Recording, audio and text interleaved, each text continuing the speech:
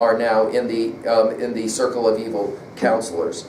Some have pointed out Dante's kind of making up reasons to include the people he wants to include in hell in creative ways. Seriously, evil counselors, and how is that any different from hypocrisy? Well, I think it's a fair question, right? And yet we get to have the fun of reading this poem, so we don't mind.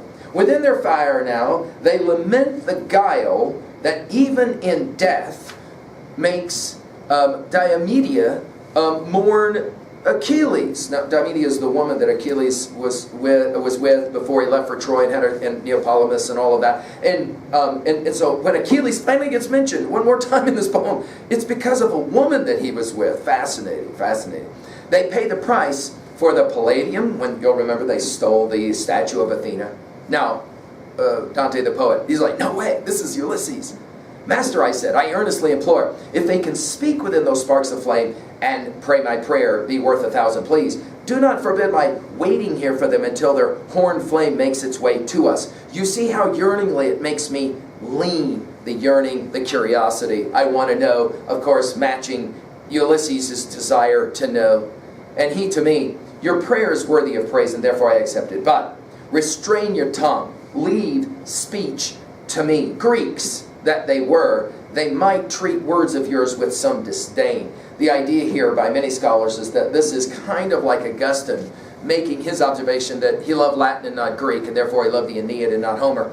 Probably Dante didn't read in Greek, and therefore didn't know Homer, and so what really he's maybe saying here is, since you don't speak Greek, let me take care of this, okay? My master waited as the flame drew near for the right place and moment to arrive, then spoke. Oh, you who are two within one fire, if I deserved of you while I was alive, in other words, this is Virgil the poet speaking, if I deserved anything great or small from you when I wrote verse, then do not move, but rather grant that one of you will tell whither, when lost, he went away to die. In other words, can we get the death narrative, please, for one of you, especially, of course, Ulysses. Now, let's remind ourselves, at the conclusion of our study of the Odyssey, we pointed this out. There is no mention in Greek stories, really, about how Odysseus dies. There are references, and you'll remember that in the underworld, Tiresias told Odysseus what he had to do. Remember, you have to take that oar, walk as far inland until somebody goes, what is that? Is that some kind of winnowing fork? In other words, they don't know about boats, they don't know about oars. Plant it there, make a petition, a propitiation to Poseidon, the god who obviously is mad because you blinded his son, and then you'll live out your life in peace. We're going to get a different rendering here, and we're going to get the Odysseus, who is in fact in the Odyssey the liar who tells stories about himself. I love to go on journeys. I had this intense need and longing to travel and wander. The real Odysseus, of course, is none of that. He just wants to get back home to Ithaca. But here we will have the birth of Tennyson's great understanding of Ulysses as the great adventure. I cannot rest from travels. I will drink life to the lees. All times I have enjoyed greatly, have suffered greatly, both with those that love me and alone. You can find our lecture on Tennyson's Ulysses in the Senior B folder, and it might make sense after you study this to go and take a look at it. So you'll understand what I mean when I say the birth of Tennyson's Ulysses. The greater horn of flame began to flail and murmur, obviously Ulysses, and murmur like wind, like fire the wind beats, and apply its tip, which, as it vibrated here and there, like a tongue in speech, again the Acts 2 comes to mind, flung out a voice to say. And now we're going to get Ulysses speaking in a pretty amazing, lofted poetry. This is amazing poetry. When Circe had detained me more than a year. In other words, now we're back to it, right? And there near Gaeta, this is Aeneid 7, lines 1 through 5. You'll remember that Aeneas himself will found Gaeta, the town, naming it after his nurse, right? There near Gaeta, before he had the name, Aeneas gave it, and I parted from her, not fondness for my son, nor any claim of reverence for my father, nor love I owed Penelope to please her, could overcome my longing for experience, right? Come, my friends, 'tis not too late to seek a newer world and all of that. My longing for experience of the world of human vices and virtues. That, come, my friends, 'tis not too late to seek a newer world is, of course, lines that we have quoted on the homepage of LearnStrong.net for reasons that are very much Dante-esque. In other words, think of it. Dante the poet is taking Dante the pilgrim, and by extension, you the reader, on a long journey, on an odyssey. Here we are now with Ulysses saying, you know, I got home to Ithaca, I took care of all my business. Man, I had a longing, though, for one more journey, one more voyage, right?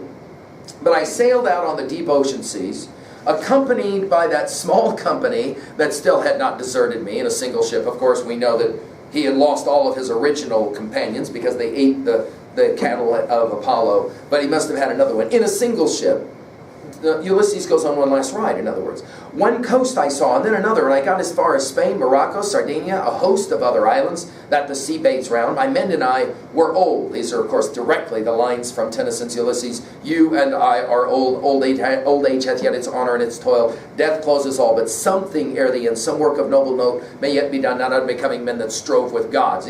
Tennyson, of course, taking his inspiration, obviously, from these lines. My men and I were old and slow when we passed the narrow outlet where Hercules let stand his markers beyond which men were not to sail, the Straits of Gibraltar. On my left hand, I had left Ceuta in North Africa behind, and on the other sailed beyond Seville, Spain. O brothers, the echoing of the Aeneid, O brothers who have reached the west, I began. Ulysses speaks to his sailors.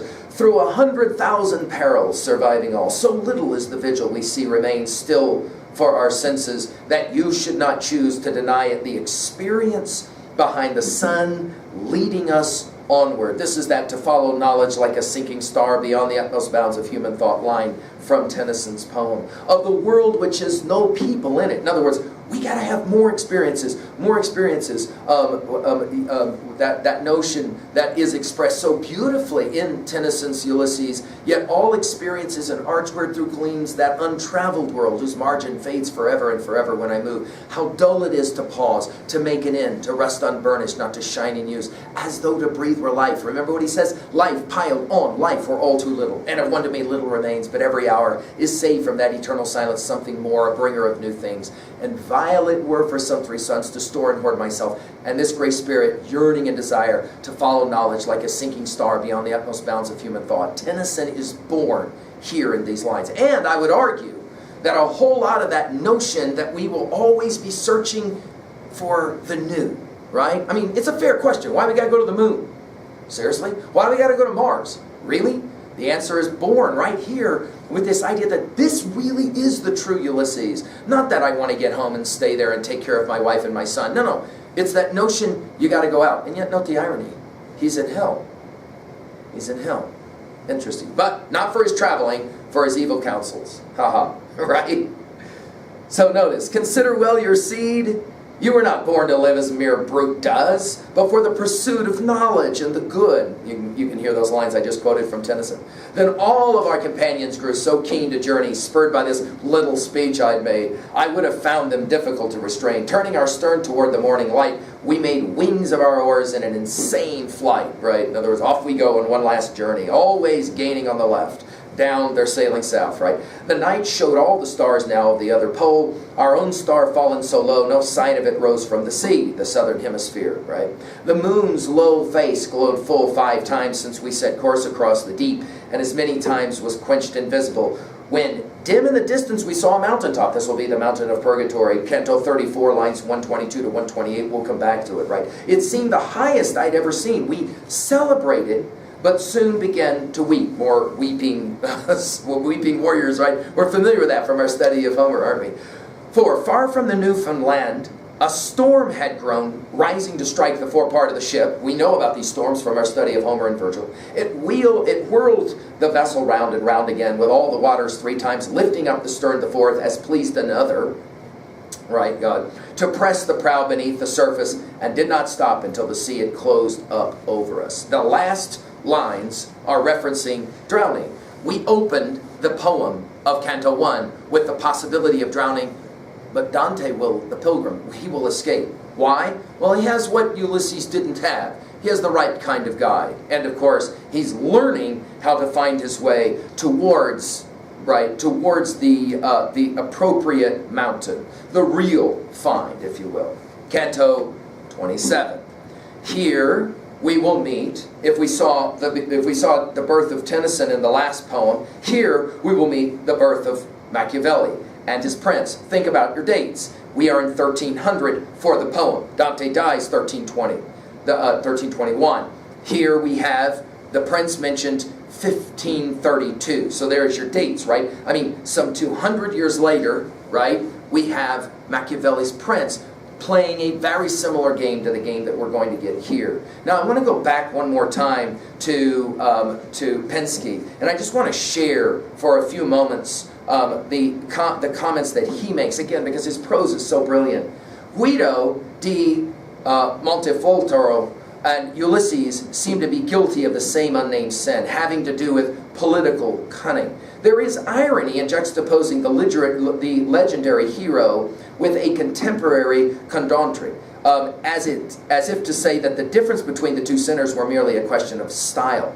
Virgil's disdain, you speak, this one's Italian, underscores the difference in rhetoric between Ulysses' tragic style and the dialect that Guido gives, or thinks he overhears when Virgil takes his leave of Ulysses. Nevertheless, that difference would appear to be of no moral significance given the identical collocation of the sinners. The political cunning exhibited by Guido, now we're going to get to Guido, who we're going to hear, that'll be our next speaker, Guido, more familiar to us than it would have been to Guido's contemporaries, because we have come to associate such cunning with politics in the modern world. We think of Machiavelli as the first to have revealed politics' dirty secrets to those who do not know. But in fact, Guido's revelations from hell are of the same order. He tells the pilgrim he's willing to tell the truth about his advice to the Pope only because he believes it will never be made public in the world above. His confession, by the way, becomes the epigraph for T.S. Eliot's love song of Geoffrey Proufron. There are several points of resemblance between Guido's story and Machiavelli's Prince. First of all, both texts refer to the image of the politician as lion or fox. Both refer to the political counselor as physician rather than as lawyer, so that any violence he suggests can be considered therapy for the body politic. Guido's strategic advice, promise much, deliver little, is reminiscent of the chilling affirmations of the Prince, tactically useless, but morally revealing. Finally, Machiavelli uses Pope Julius II as an example of an intrepid prince, while Dante refers to Boniface, obviously the eighth, as the Prince of the New Pharisees. The framework of hell creates an extraordinary anachronistic illusion for the modern reader. Dante's text seems to anticipate and then refute Machiavelli's. It's as if Guido were the spokesman for the Florentine secretary, putting his faith solely in what works, just as Machiavelli professed to be interested only in effective truth. Guido's condemnation undercuts the value of his advice. At the same time, it seems to answer to Machiavelli. The motif of the journey gives us a place to stand from which the remarks of the damned may be judged. But there is no such place in the Prince. It is as if it had been written in hell. Well, of course, we have already studied our Prince, and we appreciate then, I think, very much what Pensky says. Now, let's actually go to the text itself. Here, we are going to be Guido del Montefeltro, a Ghibelline military leader, once called the Fox. He became a Franciscan monk in 1296, and then 2 years later, Boniface VIII comes to him and says, I need your help to destroy a town, and I will absolve you of all of your sins if you do this. And we're going to find out at the end of this canto, that's not how it works. Dante will make it very clear. The flame already was quiet and erect again, done speaking Ulysses. And as the gentle poet aloud, leaving us, when behind it another one was drawing near, the confused sound it made, drawing our eyes toward its flickering tip. And then we get this interesting reference to Perillus' iron bowl. He made this bowl where you put people inside and you heat it up, and he created it in such a way so that the screaming of the tortured person sounds like a bowl, and then he himself ends up there. As the Sicilian bowl, it's an interesting simile, as the Sicilian bowl which bellowed loud for the first time when he who gave it shape with his file's art was forced to give it his voice justly, would use a victim's cry sealed up inside its body to bellow, so that through brass it seemed transfixed with pain when it was heated. So, having at first no passage or egress from fire, the melancholy words were transmuted into fire's language. It's a very interesting extended simile that suggests the language that comes out of fire's language is what we are now playing with. But after the words had found their passage through the tip and it vibrated as the tongue had in trying to form their sound, we heard it say, O you toward whom I guide my voice, and who a moment ago intoned in Lombard, this would be Virgil's accent because he's from Mantua. Now, continue on your road, I do not ask you more, though I may be late in my coming here, don't be annoyed to stop and speak. You see, I am free of annoyance, though I burn. This is interesting stuff. In other words, he says, I would really love to have a conversation with you. If you can just if you just fell into this viewless world from Italy, sweet land above from which I carry all my guilt, then tell me, is it peace or war that occupies the Romagnols, where he comes from, right? I hail from the hill country between Urbano and where high up the ridge the Tiber has its source. I was still crouched and intently giving ear when my guide nudged me, saying, "You may discourse with him, he's Italian." Virgil says, now you can talk. Already prepared to answer, I said, "That Romagna of yours, O soul concealed below, is not yet cleared and never was in her tyrants' hearts of war." In other words, Dante, now the politician, is going to go through a few stanzas here where he's going to basically say that there is no peace because people can't ever find ways to resolve conflict because of their evilness. Listen, though when I left, no war had been declared, Ravenna still remains as many a year, Polente's eagle brooding over the town, so its wings over Cavera. The land that bore the long siege once and struck the Frenchmen down into a bloody heap finds itself now held underneath the green paws once again. Both the old Mastiff and the new of Verrocchio, who treated Montaigne in an evil way, sink their teeth in the way they always do. Notice the word picturing here is like dogs fighting and biting each other. Along the Sorrento and the Lemon lie cities, the lionette of the white layer rules, who changes sides and shifts his loyalties from summer to winter. You get this, you get the drift here. Dante the politician. Here's what's wrong. We're constantly shifting in our allegiances, and this is what is leading us to all of our problems. The Savio bathe its flanks. Cecina. The Savio bathe its flanks just as it lies between a plain and mountains, also dwells somewhere between tyrannies and freedom's way. Notice that between makes us think of Scylla and Charybdis, of course, Odysseus and Aeneas' fame, right? And now I pray you, tell us who you are. Don't be more grudging than any other was in answering you, so may your name endure. In other words, I can help your name to endure proudly in the world above. It's interesting, Dante tells him, I'm going to make you famous, and he will, Guido will come back and say, because you can't get out of here, I guess I'll tell you. After the fire roared its way a while, it began to stir its sharp tip rapidly, first here, then there. Then formed this breath.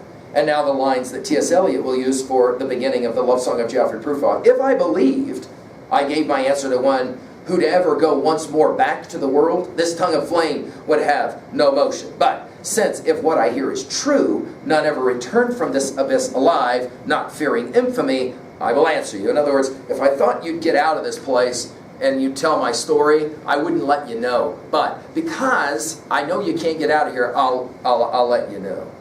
I was a man of arms, and after that became a courted friar. In 1296, Guido becomes a Franciscan monk, hopeful to do penance by wearing the robe. In other words, he recognized I'd done some bad stuff, so I became a monk. Indeed, that thought might well have been fulfilled, but the high priest, we are back to our old nemesis, Boniface VIII, may evil befall him, led me to commit again the sins that I had practiced at first. In other words, notice, in hell, always somebody blaming somebody else, right? And how and why? Now listen and I'll disclose. My actions when my form was still encased in the flesh and bones my mother gave me, when those of the fox, not the lion. He says, I was crafty. Now we're going to Machiavelli's Prince and the idea of the ideal prince. I was expert in all the stratagems and covert ways and practiced them with so much cunning art, the sound extended to the earth's far end. By the way, that's why we're here, evil counselors. We're in that area of hell where liars and manipulators of language are the ones who get jacked. But when I saw that I had reached that part of life when we should let our sails descend and coil the ropes, notice how this is the exact opposite of Ulysses, who wants to keep going in his ship. Then what had pleased me before now grieved me. Penitent and confessed, I joined an order, the Franciscans in 1296. And woe to say my life as friar would have availed me. In other words, I was on my way. In other words, I was on my way to salvation and I got sidetracked. Just like the opening lines of Canto 1. Notice the genius of how Dante is bringing us back to the opening lines of the poem. The Prince of New Pharisees, obviously this is Boniface again. Nearby the lantern was making war, and not against the Saracenians or the Jews, his enemies all being Christians. In other words, Dante says the problem for Boniface is that he directs his rage and his violence towards the wrong groups. It should be out into the Crusades or something like that. And none had been at Acre's conquest, the last Christian outpost in the Holy Lands, nor one of those who went as merchants to the Sultan's domain. And he respected neither the supreme office and holy orders that were his own, nor in me the friar's cord, which at one time made those who wore it leaner. By the way, this friar's cord makes us think about how they had to drop the one over the edge so Geryon would show up and all of that, right? As Constantine, who, of course, made war against Christians and got leprosy and then had to find a way to be relieved, as Constantine sought out Sylvester in Sarki, his aim to have him cure his leprosy, this man came seeking me as one, that is to say Boniface, as one who meant to find a doctor to cure the fever he was in, or of pride. He asked my counsel. I remained silent because his words seemed drunk to me, and then he spoke again. Now, understand, this is Boniface speaking. Now, understand your heart should not respond mistrustfully, for I absolve you in advance. Henceforth, instruct me so that I can find a way to level Palestrina to the earth. I have the power to lock and unlock heaven, as you know, the keys to the kingdom, right? Matthew 16:19, right? For the keys are two whose worth seemed not dear to my predecessor. Here, this is that Celestine 5 reference of both Canto 3 and 19. In 19, it's lines 85 to 88. Go back and take a look at what we said before about Celestine 5 and all of that. So in other words, Boniface actually gets some lines in Inferno. Isn't that fascinating, right? Okay, so Dante, if you want to jack somebody, you put them in your poem here, and you can give words. And what is it that Boniface, when he finally gets to speak, says? No matter what you do, no matter how many terrible sins you commit, don't worry, I can absolve you for it. Brutal. Then, driven to where the gravity of his argument made silence seem worse counsel, I said, uh-oh. In other words, I was convinced. Given, Father, that you are washing me of the taint of this sin into which I now must fall.